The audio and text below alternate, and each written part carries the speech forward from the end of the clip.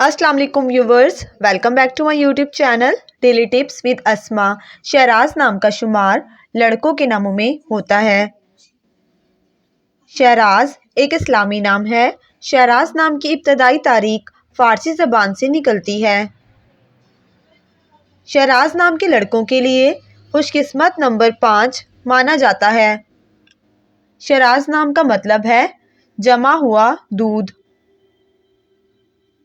खुशकिस्मत दिनों में इतवार और मंगल का दिन शामिल है।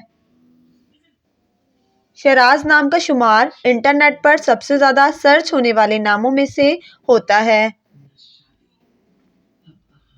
खुशकिस्मत धातों में हिंसों के हिसाब से तांबा शामिल है।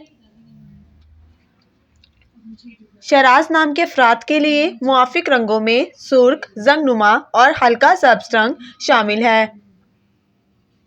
शहराज नाम के अफराद के लिए मुआफिक पत्थरों में पुखराज पत्थर शामिल है। फ्रेंड्स, अगर आप अपने नाम का मतलब जानना चाहते हैं तो कमेंट बॉक्स में अपना नाम लिखें। इंशाल्लाह हम आपके नाम की वीडियो ज़रूर बनाएंगे। Thanks for watching. अल्लाह हाफिज़।